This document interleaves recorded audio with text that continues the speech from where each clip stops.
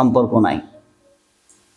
সুতরাং আসুন আমরা সালাত আদায় করি। প্রত্যেক নবী এবং রাসূল দাওয়াত দিয়েছেন নামাজের জন্য, সালাতের জন্য।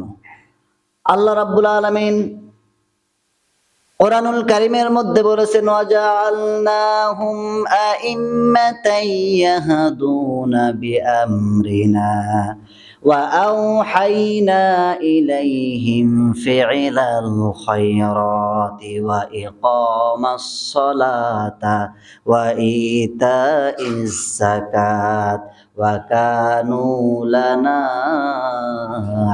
আবিদুন। আল্লাহ তাআলা বলেন, প্রত্যেক নবী এবং রাসূলকে আমি আল্লাহ তাআলা নেতা বানিয়েছি। তাদের কাজ ছিল তারা মানুষকে নামাজের জন্য আহ্বান করেছে, তারা মানুষকে নামাজের কথা বলেছে, আল্লাহর দ্বীনের কথা বলেছে, আল্লাহ তাআলা মুখী বানানোর জন্য তারা চেষ্টা করেছে।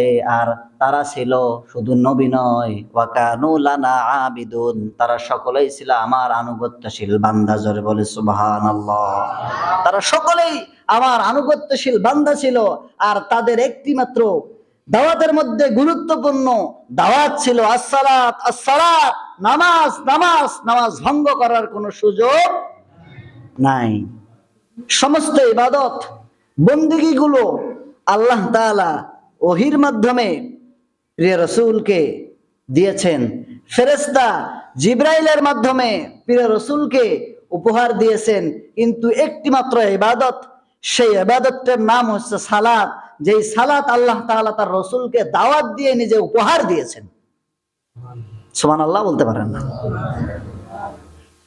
নিজে ডেকে নিয়ে দাওয়াত দিয়ে উপহার দিয়েছেন। সেই উপহারটার মূল্য সবচাইতে বেশি না কম? বেশি। সব ইবাদতে গুরুত্বপূর্ণ, কিন্তু যে জিনিসটা আল্লাহ তাআলা তার রাসূলকে দাওয়াত দিলেন, পৃথিবীর অন্য কোন পৃথিবীতে যত নবী এবং রাসূল এসেছিলেন, কোন নবী এবং রাসূলকে আল্লাহর বাড়িতে দাওয়াত পেয়েছিলেন? পান নাই। মুসা আলাইহিস সালাম অনেক চেষ্টা করেছিলেন যে আল্লাহ আমি তোমাকে দেখতে চাই। মুসা আলাইহিস সালামকে আল্লাহ তাআলা বললেন লান তারানি, লামে তাকিদ প্রয়োগ করে বললেন, না মুসা, কখনো দেখতে পারবা না।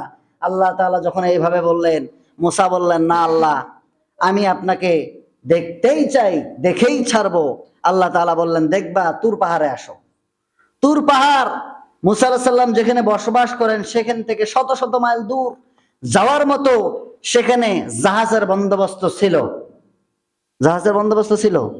জানেন না মনে হয়। জাহাজ কি সেই জামানায় ছিল? জাহাজ তো আবিষ্কার হলো সেদিন, মানে সেদিন বলতে 100 বা 200 বছর বা 300 বছর। যাওয়ার মতো কোনো বাহন ছিল না সেই সময়। উট, দুম্বা, ঘোড়া ছাড়া যাওয়ার মতো আর উৎকৃষ্ট মানের কোনো যানবাহন ছিল না। মুসা আলাইহিস সালাম ডাক দিলেন যে আল্লাহ, আমাকে ভয় দেখাচ্ছেন আপনি, এমন জায়গায় ডাকলেন যা যেতে অনেক দিন লেগে যাবে, শত শত মাইল দূর। আমি তারপরও এটাকে কিছুই মনে করলাম না। মুসা আলাইহিস সালাম দৌড়ানো শুরু করলেন। দৌড়াতে দৌড়াতে মুসা আলাইহিস সালাম এক পর্যায়ে তুর পাহাড়ের কাছাকাছি চলে গেলেন। অন্য এক বর্ণনা এসেছে মুসা এবং তার স্ত্রী তার কিছু সাথী সঙ্গী নিয়ে তিনি এক জায়গার থেকে হিজরত করে আরেকটা জায়গার মধ্যে যাচ্ছেন।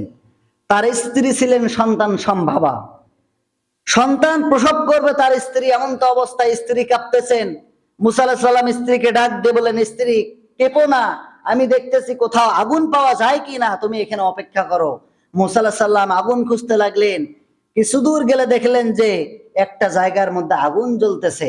মুসা আলাইহিস সালাম সেখানে যাওয়ার জন্য যখন প্রস্তুতি গ্রহণ করলেন, আল্লাহ তাআলা বললেন যে মুসা, এটা আগুন নয়, ইন্নানি আনাল্লাহ, এটি হচ্ছে আমি আল্লাহ। এটি কে?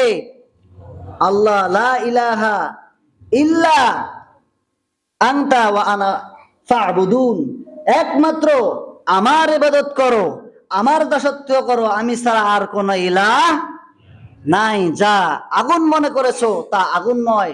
মুসা আলাইহিস সালাম যখন আল্লাহ তাআলা তার নূরের তাজাল্লি যখন তার পর্দা সরাতে ধরেছেন, মুসা আলাইহিস সালাম সেই নূর সহ্য করতে না পারে সেখানে তিনি অজ্ঞান হয়ে পড়ে গেলেন। জোরে বলে আল্লাহু আকবার।